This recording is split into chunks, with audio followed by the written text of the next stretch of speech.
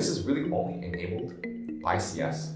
Maybe I was like already thinking about it, but I didn't have the means, and then taking the class made me realize like, oh, I can do this, no problem.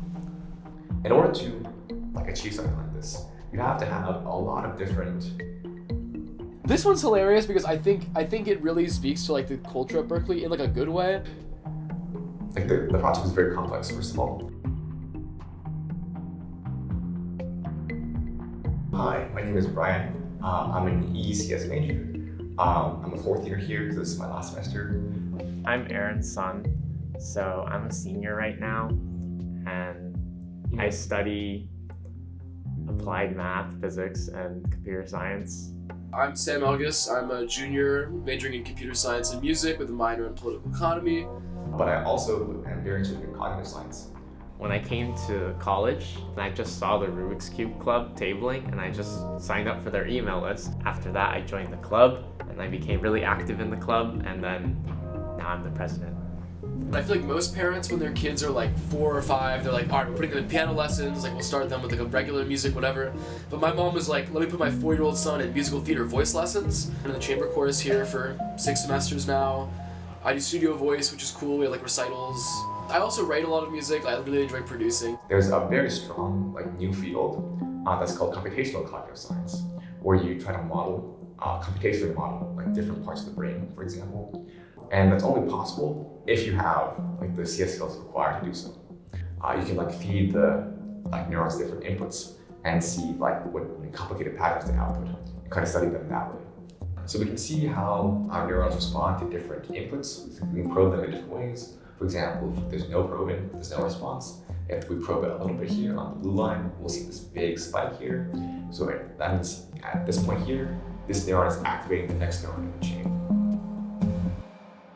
With cubing, basically there's a notation for every move. If I do this, that's an R move, which is moving the right layer, and then this is a U move. So what you can do is, if you have if you do a solve, for instance, and you want to reflect on it, then you can reconstruct it by writing down all the moves, and you can go through and look and see oh, where could I have improved here? The problem is you have to do everything manually, so it's very tiresome to have to go through yourself. And my thought was well, I mean, even a 3-year-old could tell what move this is. They could do this notation job easily, so why can't the computer do it? That's what inspired me to try to make this cube reconstructor bot, which would take videos of the Rubik's Cube being solved and then generate reconstructions of it.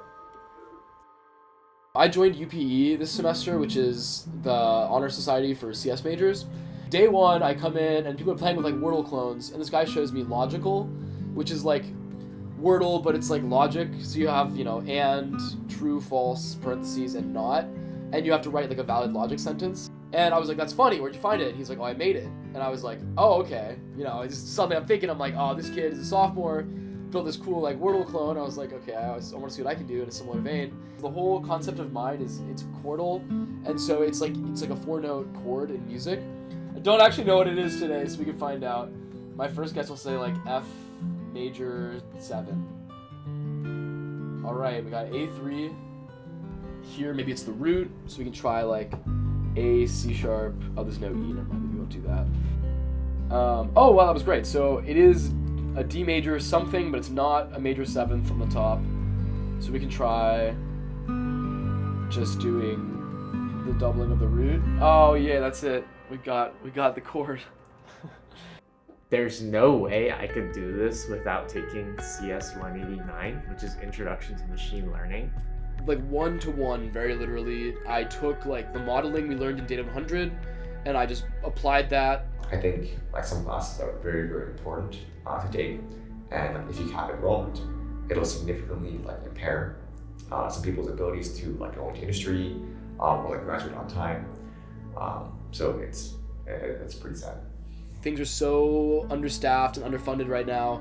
We don't even have a course schedule yet, and I enroll in less than 2 weeks. You know what I mean? And that's really not good. I mean, I think it's pretty messed up because when I came here, I was a bio major, and then I switched to become a CS major. To have other barriers to entry for students just because it's popular it's not really fair. They don't have enough professors to teach everything. So I think the variety will get better, and like the experimentation that people can do will get better when the department is able to have a better staff, like ratio. And I think that's super important because like the way the major is built here is it's very much you just kind of explore, you do what you want, you take the core classes, and then you kind of pick a la carte from the rest. And I think that's the strength of the program. So I really think it like is important that we allow professors to teach more interesting, like more varied classes. One of my favorite instructors ever, like Babak Ayazafor, he was posting his financial sheet for one of his classes. And his budget was like, I think like $30,000 or like $20,000 or something like that.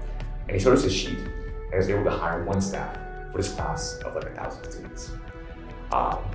And like that's awful. Like you can't even, like it's impossible to run a class of that size with one TA. So like the skills you learn in these classes, like they're very generic tools that you're going to use. And they teach you a lot of things like other than just CS. Regardless of whether I'm doing CS or if I'm doing like math or if I'm doing, I don't know, like playing games even. These skills can come in handy. It's a lot of really great enrichment. And it's definitely helped me in like my personal life and my personal projects.